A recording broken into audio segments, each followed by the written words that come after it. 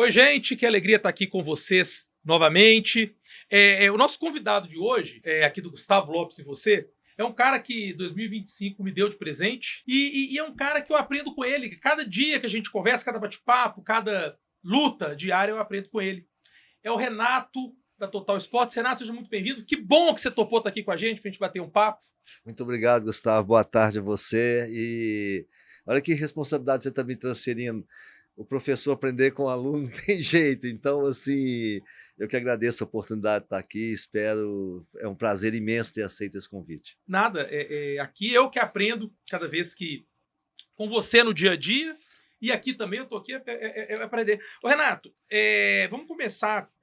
O Renato é agente de atletas, o Renato já está há anos aí no mercado, mas você não vem de família abastada, né? Você nasceu numa família humilde, no Barreiro. Não, não venho. Eu venho de uma família de classe média baixa, muito simples, na região do Barreiro. Não é porque o Barreiro era praticamente uma fazenda, eu passo minha vida inteira ali dentro, ali, gosto daquilo, particularmente. Já me movi outras vezes, mas prefiro ficar ali, eu gosto dali, eu tenho identidade com aquela região. E morei a dois quarteirões um quarteirão e meio do Rio Arrudas. Mesmo? Enquanto ele ainda era aberto. Enquanto o rio era aberto e era limpo. Então, no Rio, a gente... E nós estamos falando de que ano isso, Renato? Nós estamos falando de... Porque o Rio Arrudas limpo... eu sou de 59, né? Eu nasci em 59. Então, nós estamos falando aí de 65 anos atrás, que é a minha E aí origem, hoje virou aquela avenida que é a Teresa Cristina? Hoje é que é a Avenida Teresa Cristina, né? As pessoas de lá... não tem histórico do que era aquilo. A gente pescava no rio, a gente nadava. E era um ribeirãozinho mesmo ou ele era extenso? Não, ele era um rio relativamente largo. Ele era um rio assim de uns 15 metros de largura na seca, 12, 15 metros de largura na seca, e na enchente aí saía água para todo lado. E a gente passava ali, jogava bola nos campinhos, na margem, bem essa coisa mesmo, né? Tinha uns campinhos às margens do rio, a gente jogava bola ali, bola caía no Ribeirão, corria lá. E ali em Venda Nova, né, com a sua família, você vive no ambiente... Perdão, Barreiro. Gente, Barreiro. E tem a rivalidade, né? São os dois distritos, pelo menos, Venda Nova e Barreiro. Barreiro. Ali no Barreiro, e eu dei aula no curso preparatório, há mais de 10 anos atrás, e tinha uma unidade no Barreiro, uma em Venda Nova. E eu, às vezes, até fazia essa... porque são os dois distritos principais de Belo Horizonte, são os dois extremos. Ali no Barreiro, sua família era uma família extremamente conservadora, né? Muito. Minha família é muito conservadora. Até assim, meu pai tinha um viés político... Conservador. Era um viés político de direita.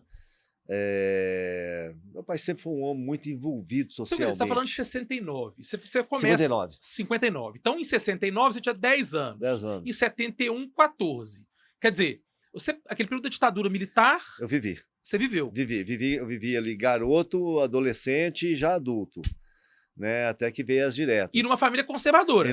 Seu pai devia amar o regime. Amava, porque assim, meu pai sempre foi um homem muito envolvido socialmente.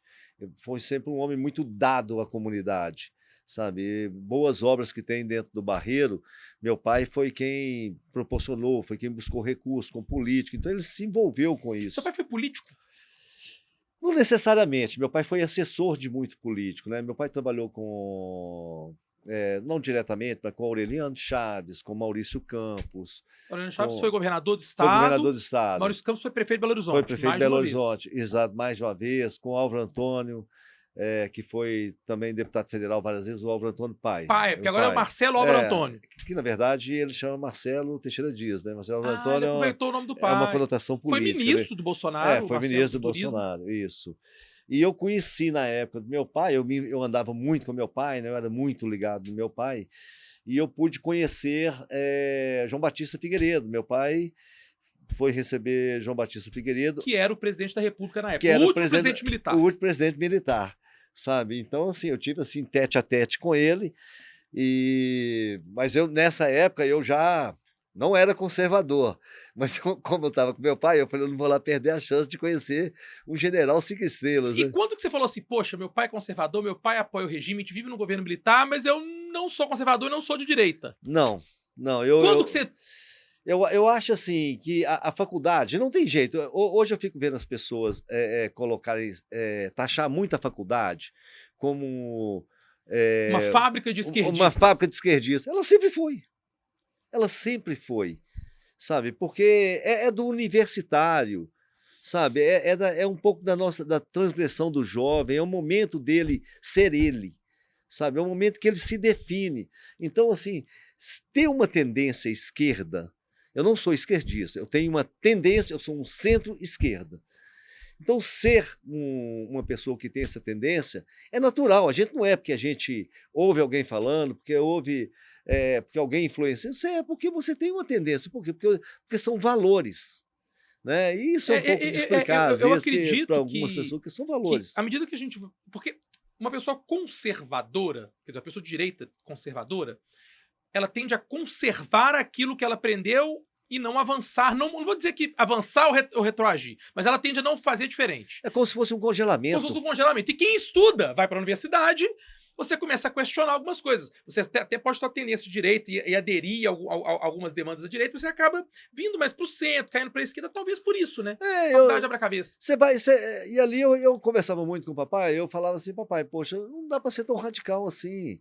Ele, mas você é muito novo, você não entende. Eu falei, não, eu não quero entender muito mesmo, mas assim, não dá para ser tão radical assim, que se ficar nessa valeta, a gente também não sai disso, essa coisa muito radical, muito ríspida. Então, assim, como eu não sou, a minha natureza não é essa, até porque se a minha natureza fosse essa, eu também não estaria envolvido com as coisas que eu já me envolvi na vida, vamos falar assim, a nível de projetos, a nível comercial, a nível de estrutura de vida. O que me proporcionou avançar? Exatamente. Então você vem de uma família conservadora, que apoiava o regime, que tinha algum envolvimento político, inclusive com figurões de direita da época, inclusive um ditador, o Figueiredo, ele fez a abertura, mas ele era um ditador, ele não foi democraticamente, não tem outro termo. Você era de esquerda, e aí você começa a trabalhar. Você começou a trabalhar muito jovem, né? Muito jovem. Eu comecei a trabalhar muito jovem, porque assim, não tinha recurso, minha família não tinha recurso. A gente era uma família grande, né, de 6 filhos. Morava num barraco, numa casa um barraquinho, uma casa muito simples, muito apertado. Meu pai trabalhava muito, tinha um posto de gasolina pequenininho, construiu um posto pequenininho nesse meio tempo, mas aqui não era recurso para falar, para sustentar 6 filhos. Não, era muito difícil, a vida era muito difícil. E assim, e aí eu tinha vontade de ter meu dinheiro, de ter meu recurso. Você tinha quantos anos na época? Eu devia ter algo em torno aí de 12 anos, mais ou menos, aproximadamente. 11 para 12 anos, E não tinha dinheiro. E para trabalhar? Não tinha recurso, não tinha como trabalhar, também não tinha emprego, assim. E aí, um belo dia, eu passando perto de uma horta lá, e eu era doido para comprar um chocolate Laca. Olha só. Chocolate Laca. Que é da Lacta. Da Lacta. Lacta, vem patrocinar a gente, chocolate Lacta. Não pode falar isso. Né? Pode falar. Pode falar o que quiser e se você citar a marca, eu vou convidar a patrocinar a gente. Pode, então tá. E aí eu era doido para comer aquele bendito chocolate, eu ficava olhando a vitrine, né? Ficava assistindo igual cachorro. Laca branco, né? Laca branco, E aí eu vi uma horta assim, eu falei, eu lembro da pessoa exatamente, chamada São Moisés, eu falei, São Moisés, o senhor não consome muito esterco aqui, não, mas esterco mais tinha, que o barreiro era pasto, tinha vaca para todo lado. Era uma fazenda. Era uma fazenda muito grande lá ali perto, tinha pouca casa e ainda andava vaca no meio da rua, cavalo, a confusão lá. Aí ele falou assim, não, eu consumo muito aqui, você tem? Eu fui e falei, quanto se eu compro um saco de esterco? Aí me deu o valor lá, eu falei, nossa, eu vou ter que trabalhar demais da conta. Eu falei, tá bom, se eu tenho um saco mesmo. Mas ele falou, tem. Peguei lá uns 10 sacos, fui pro pasto lá e fui juntando esterco, juntando. Quantos sacos de esterco para um chocolate Laca? Olha, me parece na época foram 8 sacos, 8 ou 10 sacos de esterco, alguma coisa assim. E o saco é o quê? O saco é praticamente 60 quilos, tinha que arrastar quem tem muito tempo. E você vendia para os fazendeiros usarem de adubo? Aí eu, não, para esse cara especificamente. Para esse mesmo? Que tinha uma horta lá, e aí eu ia lá, buscava, dava um dinheiro e ia lá na padariazinha, chocolate, sabe? Que eu tinha vontade de comprar um chocolate. Então, eu acho que a vida começou aquele dia para mim, sabe? Mas daí depois eu fui vender mexerica na calçada, fui engraxar sapato, lavar carro, eu não parei, mas você não para mais, depois você bota o primeiro dia no bolso. Aí virou empresário varejista cimento. De cimento. Aí a gente começou com uma lojinha de varejo na porta de casa primeiro, eu e meu irmão. Que era meu tipo pai. um atacadão, como é que chama? É depósito? Um depósito pequenininho, uma coisa minúscula, né? Eu não tinha a mínima ideia que eu ia virar atacadista. Eu comecei um negócio pequeno, para abastecimento de varejo. E a coisa foi crescendo, foi crescendo. Era você e seu irmão? Eu e meu irmão. A coisa foi crescendo e, de repente, o que a gente assustou alguns anos. Estava enorme. Já estava enorme. A gente tinha crescido, tinha virado atacadista. E aí, depois que você pega uma velocidade de cruzeiro, fica mais fácil. E aí, você já tinha quantos anos? Aí eu já estava com 24, 25 anos, mais ou menos, 27. Então, quer dizer, dos 12 anos, começou vendendo esterco, mexerica, jabuticaba, do que tinha. Frango. Aí vocês resolvem abrir um comércio pequenininho, de repente ele fica grande. Fica grande. E aí cresceu, a hora que a gente assustou, a gente estava sendo assim, tipo assim, a gente era o maior distribuidor de cimento da Itaú, na região do Barreiro, na região de Belo Horizonte, e aí começamos a distribuir outras marcas, Cauê, a gente virou o maior atacadista de cimento da Cauê também, no estado e no Brasil, sabe? E aí foi, aí depois mais... Quantos funcionários chegou até lá? A gente chegou a ter algo em torno de 200. 200 funcionários? Entre diretos e terceirizados, né, que trabalhava com transporte. A gente tinha o transporte direto e o transporte terceirizado também. Era uma missão muito grande. E para o empresário, como empresário, qual que era o desafio? Qual que era a dificuldade? Qual que era a dor do empresário? Do Renato empresário, quer dizer, ainda empresário do ramo do atacado e do varejo. Tipo assim, eu acho que eu não fui um grande empresário, não. Eu acho que eu não fui um grande empresário, não. Talvez a minha dor, o meu apelo... Você chegou a ter 200... Mas eu ainda assim não me considero, porque precisa ser um pouco mais sagaz enquanto empresário.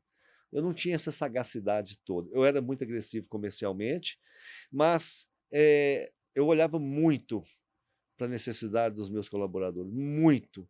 Eu sempre fui assim. É o lado centro-esquerda do Renato. É o meu lado centro-esquerda. Esse lado não aprendi na faculdade. Ele veio comigo, eu nasci assim, de olhar.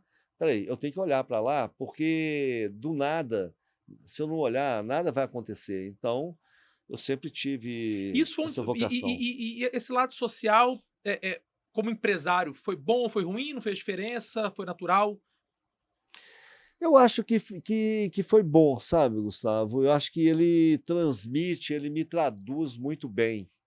Ele diz aquilo que eu sou, ele fala da minha essência, do meu propósito de vida, da minha relação com o universo, né, da minha finalidade. Eu acho que ele fala tudo isso. E daí para o futebol, como é que foi essa transição? Eu acho que para o futebol foi assim, eu joguei bola na minha infância. Era bom de bola?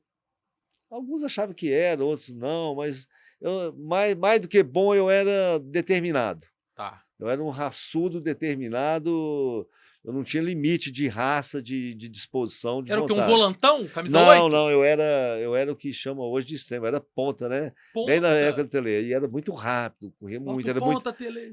Isso, muito leve, corria, gostava, eu até ria para correr, de tanto que eu gostava de correr. Mas naquela época a gente jogava bola escondida, porque os pais não gostavam.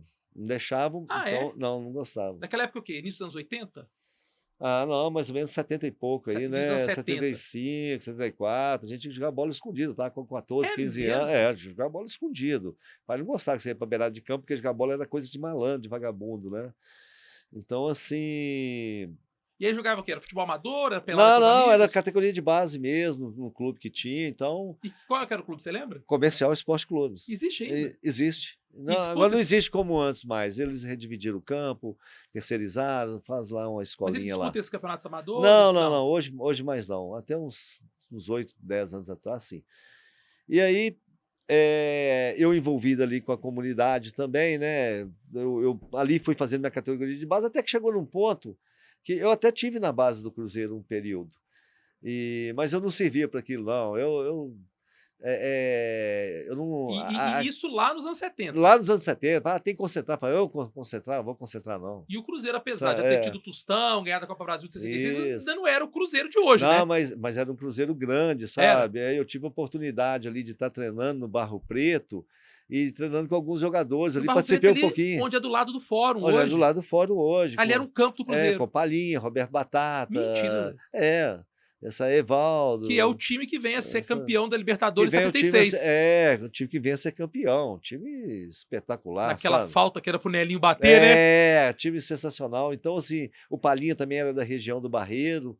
Então, assim, o Barreiro tinha uma certa fama de produzir muito jogador. E produzia mesmo, de fato. Também não tinha nada pra fazer, era jogar bola o dia inteiro, né? Não tinha internet, não tinha televisão. Era uma época boa. Então aí, pô, tá. Aí você saí, não vou mexer com cimento mais. Não vou mexer com bola. Não vou mexer com futebol. Fui lá trabalhar. Foi pro cimento. Fui trabalhar, estudar e tal. Então, lá dos anos 70, não vou mexer com bola, vou trabalhar, vender o esterco, vender o bala no sinal, foi fazer o que dava pra fazer. Foi fazer o que dava pra fazer. Montou a empresa com seu irmão. Pronto, tivemos sucesso. E daí futebol? E aí, um belo dia, eu acompanhava muito futebol. Eu era um atleticano fanático, sabe?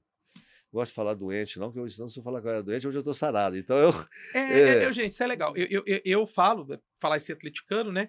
Pra mim, atleticano doente é quase que um pleonasmo. É difícil o atleticano ficar doente. Mas conversando com o Renato, ele falou, gente, depois eu comecei a mexer com futebol, eu me sarei. Sarei. E eu tô tentando esse processo de cura esse ano. Depois daquela final com o Lanús, no Paraguai, eu vou ter que esse ano o Atlético não vai me estragar mais nenhum dia. Então eu tô tentando me curar. É difícil. Não é fácil não, mas eu tive minhas razões para curar e eu vou te falar delas agora. E aí eu fui ver um amistoso da categoria, me parece que o juvenil do Atlético contra o juvenil do América no campo do Comercial. Juvenil, que hoje o juvenil não existe mais. Naquela época era que seria o que hoje é juvenil, né? Hoje é sub-17. Sub-17. Juvenil. Aí eu fui lá ver. Tô lá vendo. E eu acompanhava demais o time do Atlético. E o Atlético teve uma época que tinha muito jogador medíocre, jogador mediano. Não é medíocre, mediano, muito jogador mediano. Isso era futebol é cíclico. Ali por volta ali de o quê? Anos 90. Não, 95, 96, 97. Muito jogador mediano. Porque o futebol é cíclico. Ele não te entrega sempre um volume de... A vida é cíclica. O nosso dia é a vida mais ainda do exatamente. Futebol, claro. E aí eu olhei e falei assim, eu vou mexer com esse negócio de bola. Do nada. Eu vou mexer com esse negócio de bola. Tem muita gente mexendo, eu entendo melhor do que muita gente, eu vou mexer. E não é que, assim, como eu pensei como empresariar, né? Talvez eu tenha sido precursor disso aqui em Belo Horizonte quase. Falei, eu vou mexer com isso. Para assistir aquele jogo lá, vi um jogador que me chamou muita atenção.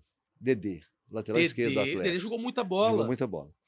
Se esse cara não tivesse ido embora tão cedo, ele tinha estourado na seleção. Tinha. Ele chegou aí, né? Só algumas vezes. E aí eu fui no Comercial, voltei depois, eu tinha relacionamento lá dentro do clube, né? Meu pai tinha sido presidente do clube também, é um dos fundadores do clube. Aí eu fiz um ajuste no clube lá, falei, olha, vem cá, vocês estão aqui parados, eu toco o juvenil por minha conta, o juvenil infantil eu toco por minha conta, eu faço tudo. Não precisa dar nada, me dá o campo. Não, pode usar. Eu quero lugar para treinar e a molecada deixa comigo. Aí contratei o primeiro treinador, o segundo. E aí você botava dinheiro do bolso? Do bolso, sempre do bolso. Sempre do bolso. Tudo que eu fiz no futebol foi dinheiro do bolso. E projetando formar alguém para fazer dinheiro? Essa era a ideia. Tá. Essa é a ideia. Então, assim, como o projeto ali era pequeno, eu não tinha alojamento, sabe? Então, eu falei assim, aqui, eu não vou alojar ninguém. E aí eu fazia mais ou menos com os meninos locais. Cooptava ali perto. Aí, menina aparece de todo lado, vem de longe, tá, né, surge a notícia, vai. E aí eu fiz a primeira inserção de alojamento. Eu conheci um rapaz, eu vou citar o nome dele. Pode citar aqui. Eu tenho por ele um bom apreço, né, que trabalhou comigo. Ele é um olheiro muito bom, é um verdadeiro olheiro de origem, né? Conhece o futebol. Conhece, André Gamarra tem um olho muito, muito especial para isso. É aquele cara que vê o menino bater na bola e fala, esse menino é diferente daquele. Erra, como todos erram. Eu também erro, eu também me considero uma pessoa com essa visão, mas a gente erra. Quantas jovens promessas, né? A gente precisa errar para acertar uma, Sim. É porque não tem uma lógica, não tem muita lógica. Você tem que ler Atrás da Montanha. Você tem que enxergar atrás da montanha. E você tem uma variação também, porque o cara pode ser bom de bola, ter talento, mas pode ter a cabeça ruim. Ou a família pode atrapalhar, ou arruma uma namorada, apaixona, perde a cabeça, ou encontra bebida, droga, enfim. Tem muito mais coisa para atrapalhar do que para somar. É muito mais. O ecossistema do futebol é muito difícil. E aí ele, por coincidência, eu conheci ele lá. Ele tinha chegado da Bahia, estava numa situação de muita dificuldade também. Eu aluguei um apartamento perto, ele chegou com 3, 4 meninos de lá, botei os meninos no apartamento, e aí ele me apresentou, esse menino, e por coincidência, né, dos que ele me apresentou, o que eu mais gostei não era o que ele mais gostava, não, sabe? Não era o que não era o predileto. Mas olha só, mas tem coisa legal nele. Não, é outro menino. E aí eu trouxe os meninos, olhei e tal, a gente começou a trabalhar com os meninos lá e tudo, mas alguns ficaram comigo aí até uns 2 anos, mas o que deu certo mesmo era esse, não que ele não gostasse do menino, mas não era o predileto dele, justiça seja feita, mas era o meu predileto, porque ele tinha característica, eu olhei e falei, esse menino tem característica diferente, uma passada muito alongada, um chute muito forte, era um menino ainda, que é o Adriano, que veio jogar depois, a gente foi para o Grêmio, depois foi para o Palermo da Itália, para o Atalanta, para o Mônaco, eu acompanhei toda a carreira dele. O Adriano era volante, mas acabou jogando de zagueiro. Tá. Então, assim, e aí eu comecei, dali eu fui para o Democrata de Sete Lagoas, eu fiz um contrato de gestão. O Real de Caeté foi nesse meio do caminho? Não, foi depois. Foi depois, tá. Aí então você sai do comercial para o Democrata Jacaré. Democrata Jacaré, já o Democrata Jacaré estava lá morto também, né? Aí eu ajustei lá com o presidente, fiz um contrato de gestão com eles e fiquei lá por 5, 6 anos aproximadamente. Disputando base e profissional, só base? Base. Profissional eu fazia só a cada 2 anos para poder estar no. Para poder disputar os de base. É porque tem uma regra da federação que estabelece que para jogar as competições e para profissionalizar de base, tem que ter o time profissional e para poder profissionalizar também quem sobra. Exatamente. Então, mas eu arrumei o estádio, fiz tudo. E dali aí eu tirei de lá outros jogadores, como o Gomes. Goleiro Gomes. Eu achava o Gomes um baita goleiro. PSV depois. PSV depois, E você acompanhou o Gomes nessa trajetória dele? Acompanhei até a ida dele pro Tottenham e até o final do contrato, um pouquinho antes do final do contrato. Ele veio Cruzeiro, ele participou daquele Cruzeiro de 2003, que para mim o time de 2003 do Cruzeiro é um dos melhores times no Campeonato Brasileiro, um dos maiores times como time completo. O Luxemburgo só acertou naquele time, incrível, né? Incrível. Aí dali ele vai embora pro PSV. Cruzeiro, PSV, Tottenham. E do Tottenham ele encerra? Não, ele vai para uma equipe menor depois, que é o Watford. Na Inglaterra? Na Inglaterra já não estava contigo mais? Não, aí já não estava comigo mais, sabe? Mas foi um menino muito trabalhador. Seleção brasileira, muito trabalhador, muito dedicado na profissão. Então ele nasce no Democrata Jacaré, e dali você leva ele pro Cruzeiro? Eu pego ele, jogador de linha. Não, ele jogava na linha? Ele jogava na linha. Ele jogava de quê? Ele parece que era atacante, nem lembro direito, mas aí a gente transforma rapidamente em goleiro lá, né? E você, quem que viu? Opa, esse cara aqui tá no lugar errado. Porque de atacante pra goleiro... Eu fico com medo de errar aqui no... Não, mas eu vou correr o risco. É um bate-papo. Eu acho que foi mais uma coisa dele mesmo. Sabe, ele não era bom de linha. E eu acho que ele deliberou que ele tinha uma envergadura muito grande. Ele é alto, os braços compridos. Braço comprido. E aí a gente arrumou um treinador de goleiro para ele lá, precário. Era um ex-presidiário, olha só que coisa doida. Legal, é ressocialização. Tem tudo a ver com o centro-esquerda. Centro-esquerda. Não, porque pra esquerda, bandido bom não é bandido morto. Bandido bom é bandido recuperado. Bandido recuperado. E aí botamos ele lá, o cara deu nele o primeiro repasse, né, para que ele tivesse ali, mostrando mesmo suas vocações e tudo. Ele é muito trabalhador, o Gonçalo foi muito trabalhador, sabe? E daí foi evoluindo um pouco, foi evoluindo. Ele chegou a jogar o Campeonato Mineiro aqui pelo Democrata ou já foi da base? Não, chegou a disputar o Campeonato Jogou profissional Mineiro. pelo Democrata. Aí ele estava evoluindo, ele evoluiu meio que por ele mesmo, sabe?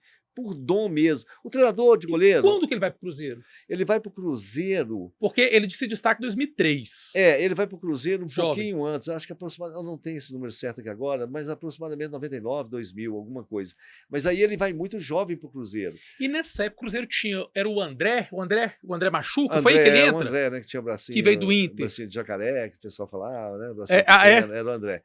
E aí eu acabei tendo um relacionamento espetacular com o gestor de base do Cruzeiro, na época, Faustão, e eu falei com ele, Fausto, vamos dar uma oportunidade para o Gomes, vamos dar uma oportunidade para o Gomes. O Zé Carlos Bernardo, que tinha trabalhado comigo, tinha conseguido um negócio para o Gomes lá no Guarani de Campinas.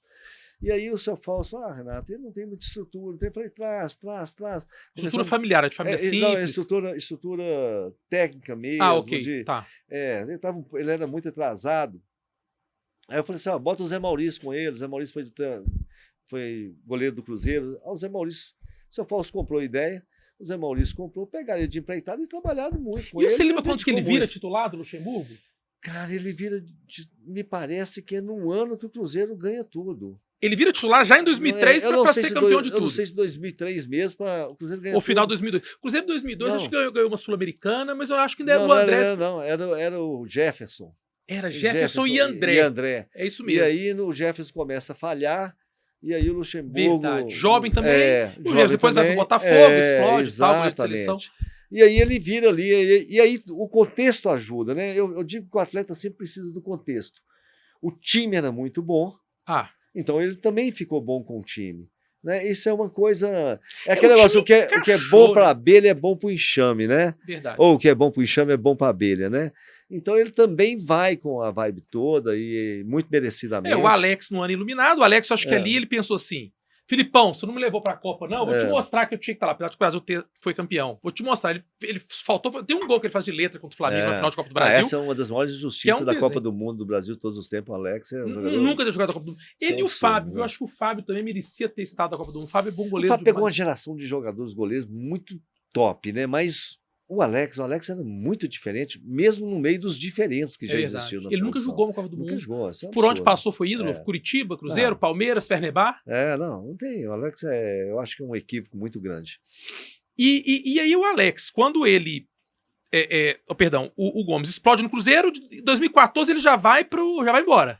Ganha a temporada toda, aí no final do ano, na janela, na janela do meio do ano, me parece, que ele estava com a mão quebrada, e nesse meio tempo eu conheço uma pessoa que é meu parceiro hoje, que é um cara de respeito, que é um dos maiores agentes do mundo, que é o Juliano Bertolucci, sabe, a gente se entrosa. Bertolucci hoje talvez seja o maior agente do Brasil. Não, acho que não só do Brasil, acho que do mundo também. Nós temos os melhores pés de obra do mundo, o melhor tinha que estar aqui. Você sabe que tem, não sei se 20 ou 25 anos, que não tem uma final de Champions sem um atleta brasileiro. Né? Incrível isso. É incrível isso. O Brasil tem que estar participando. O Brasil ainda tem, né? Eu acho que a gente está devendo o extra classe, né? Estamos devendo muito extra classe. E o Brasil ficar mais 24 anos sem ser campeão do mundo, eu tô profetizando que esse ano vai, hein? Eu não sei. Você tá muito otimista, hein? Tô bastante. Eu sou, né? Eu tô mais. Mas aquele time do Cruzeiro, ele consegue fechar um grupo interessante, um grupo que jogava pelo grupo, e o Mota foi destaque naquele time. Depois que foi feito do Mota? Mota veio do Ceará, né? Veio do Ceará. O Mota eu não lembro. Mas deixa eu só te falar um capítulo do Gomes. Vai lá. E aí aparece a oportunidade. E aí o Cruzeiro não queria vender, porque a proposta não era boa para o Cruzeiro financeiramente naquela época. Tinha ganhado tudo. Alvimar era o presidente. Falei, Alvimar, vamos liberar. Alvimar, não, de jeito nenhum. Esse valor libera de jeito nenhum. Você esqueça. Não me incomode. O valor que o PSV estava pagando. Exatamente. E eu insistindo com o Alvimar, e o Juliano Renato pressiona. Eu falei, deixa comigo, vamos pressionar. E aí, um belo dia, eu bati na frente do Maluf de novo, né? Falecido Maluf, saudoso Maluf, uma pessoa espetacular. Maior gerente de futebol dos maiores do país e do Atlético, sem dúvida, com quem eu tive a oportunidade de desfrutar um excelente relacionamento. A gente aprendeu coisas junto no futebol. Inclusive, o Gomes foi um aprendizado junto pra gente. O Gomes foi o primeiro goleiro que a gente implantou o gatilho que é isso? Salarial, por meta. Por meta. Não levava gol, pegava pênalti, ganhava título, ganhava tantas partidas titulares. Então... E o Gomes devia estar doido para ir embora, né? Porque era uma época que o goleiro brasileiro não ia tão para fora como vai hoje, né? Não ia de jeito nenhum, só tinha saído, me parece que o Dido Tafarel, sabe? Então, assim... E aí... Dida, Nelson de Jesus, que talvez seja o jogador mais vitorioso da história do futebol mundial, pra mim, o melhor goleiro do mundo todos os Porque tempos. O Dida, olha só, ele foi campeão de ligas no Brasil, na América do Sul e na Europa, foi campeão de continental por clube no Brasil e na Europa, foi campeão do Mundial de Clubes da FIFA, foi campeão da Intercontinental, ele ganha Libertadores pelo Cruzeiro, quer dizer, o Dida talvez ganhou a Copa do Mundo, Ele era reserva do Marcos em 2000, foi campeão. Ele ganhou tudo. Acho que ele ganhou tudo que podia ganhar. O pessoal fala muito do Alex Alves e tal. Talvez o Dida seja o maior da história, algo a pesquisar. Mas para fechar, acabou que eu pressionei muito o Alvimar e ele... Falei, a família é grande, precisa. E aí ele falou, Renato, eu vou atender seu apelo. Eu não aguento mais você falar na minha frente, não aguento mais você buzinar no meu ouvido. Eu falei, atende, pelo amor de Deus, isso vai mudar a vida dele e a vida de mais uma família de 11, 12, me parece, na época, sabe?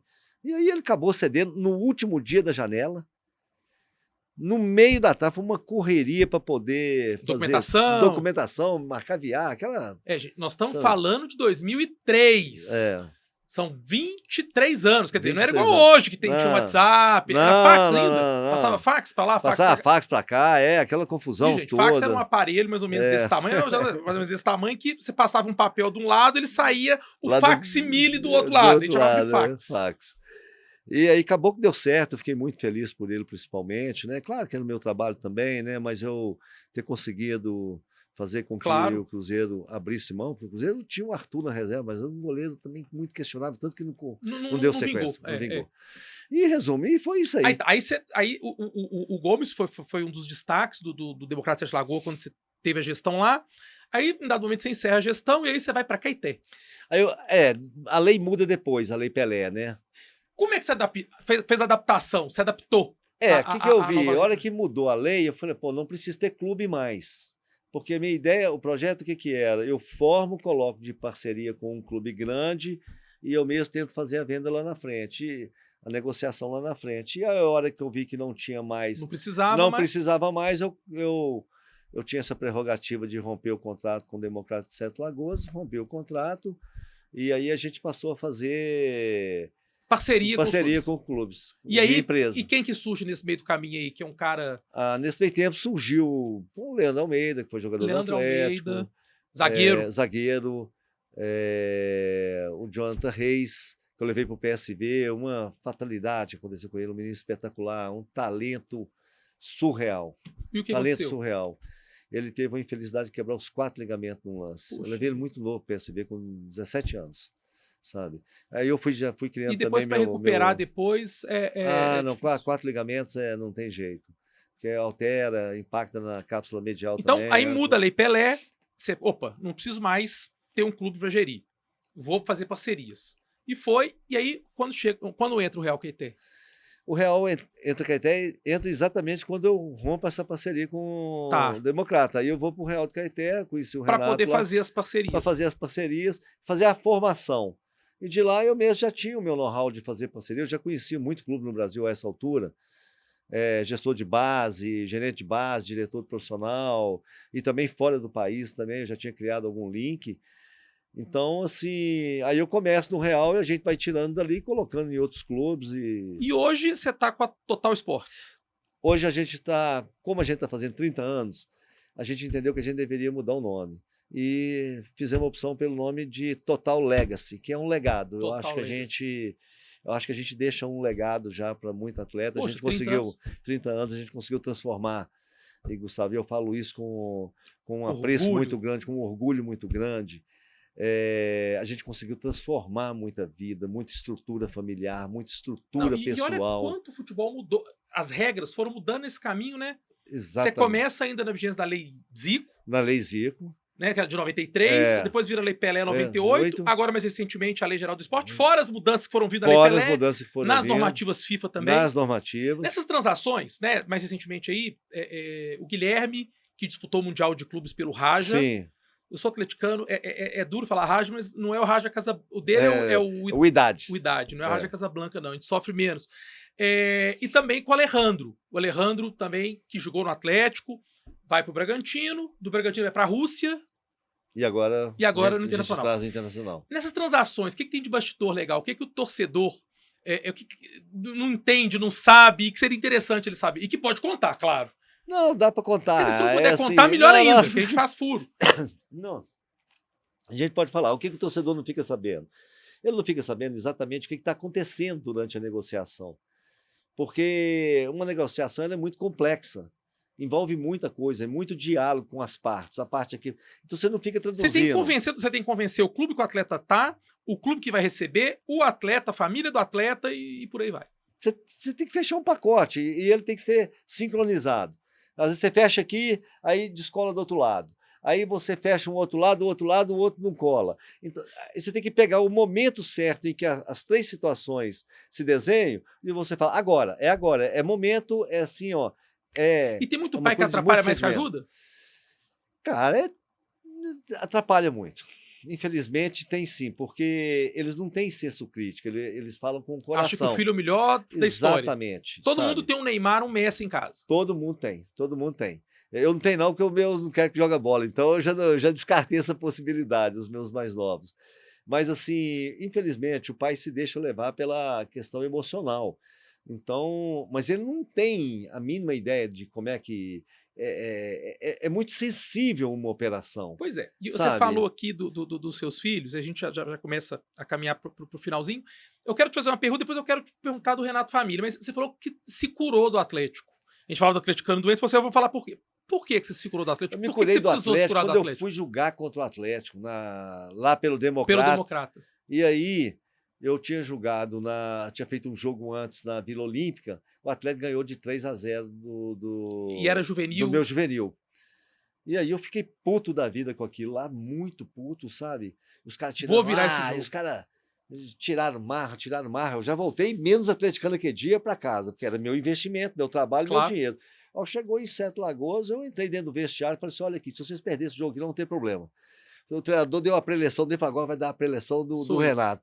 Entrei lá para dentro do vestiário lá e falei assim, você bota gasolina nisso. Eu não admito derrota de jeito nenhum, não sei o quê. E acabou que a gente ganhou do Atlético de 4-0 do Juvenil. E classificaram? Classificamos. E aí, como o placar foi elástico ainda, e eu vibrava com cada gol, aquele dia eu descobri que eu não era tão atleticano assim mais. Eu tô precisando pegar um time. Montar um time.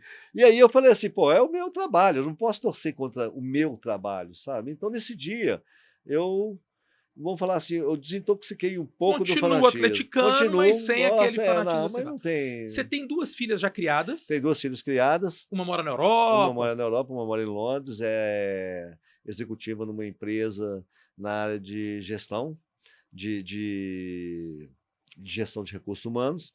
E a outra mora aqui, é pós-doutorado também, em neuropsicologia. E depois de criar 2 filhas, muito bem criadas, encaminhadas, você tem... Eu acho que você vai falar 2 gêmeos, né? Você tem 2 gêmeos, 2 rapazes. Tem de quantos gêmeos anos? De 6 anos. Você tá animado demais. É a idade dos meus, praticamente. Não, mas gêmeos foi bom, porque o gêmeos me deu vida novamente, né? Eu redesenhei minha vida sentimental, né? Uma nova companheira. Coisa que pode acontecer na vida de qualquer um. A vida anda. A vida anda. A gente falava no início dos ciclos da vida, né? Exatamente. Um ciclo se fecha para começar outro. A vida anda. Isso passa pelo meu conservadorismo lá atrás, porque meu pai tem que sustentar essa situação de qualquer jeito. A vida inteira, não tá ruim, mas acaba ruim, até que a morte separa. Tá ruim, mas tá bom, não, tá ruim, mas tá ruim, né? Então, assim... Não tem família em conserva, tem família feliz. Tem família feliz, E aí eu optei, vieram os gêmeos e eles me deram muita vida, muita... Mas jogar bola alegria. Só por lazer. Não, eles não têm vocação e eu não vou forçar, porque o que eu vejo hoje, Gustavo, infelizmente, são as famílias forçando muito a barra para terem craques. Para o filho julgar de qualquer jeito, sabe? E aí os pais, o irmão, o tio, a mãe, o cachorro, o papagaio, todo mundo quer interferir como se tivesse o poder de fazer uma criança jogar bola.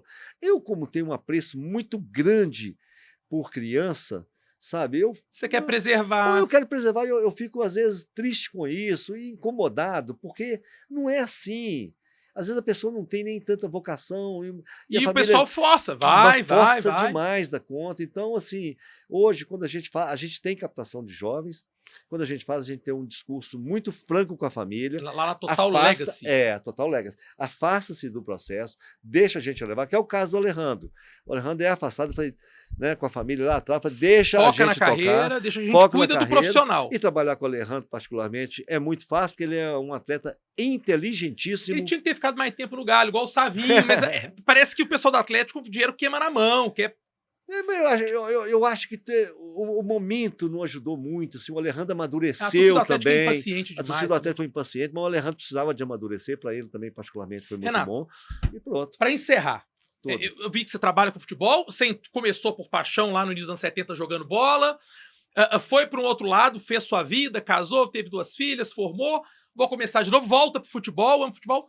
Olhando para lá, ó, pra gente encerrar, se o futebol acabasse hoje, quem seria o Renato amanhã?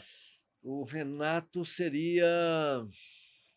Eu vou parafrasear, eu tentar parafrasear Selton Mello, com quem eu tive a oportunidade de ter uma boa conversa do lado de fora do aeroporto Santos Dumont.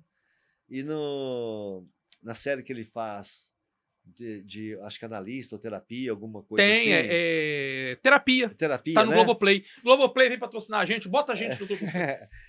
Eu vou tentar, eu não sei se eu vou conseguir, mas ele falando para um paciente dele, ele diz o seguinte, olha, um velho ditado judaico, árabe, parece, né? Existia lá um grande mestre, muito querido, muito aficionado por todos, uma pessoa super do bem, muito culta, muito visionária, e ele estava caminhando para a morte,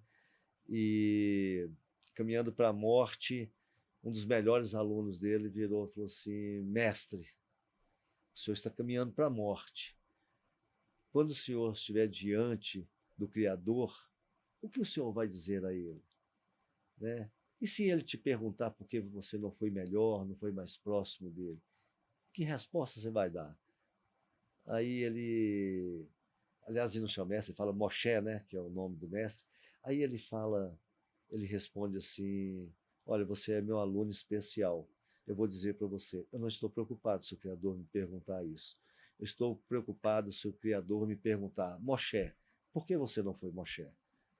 Então, eu diria para você que na minha vida eu fui o meu Moshe, eu segui a minha lenda pessoal. Foi você mesmo, eu sou eu mesmo, eu sou essa pessoa, eu sigo a minha lenda pessoal, a minha vocação de prestar, de me entregar, de construir, de servir.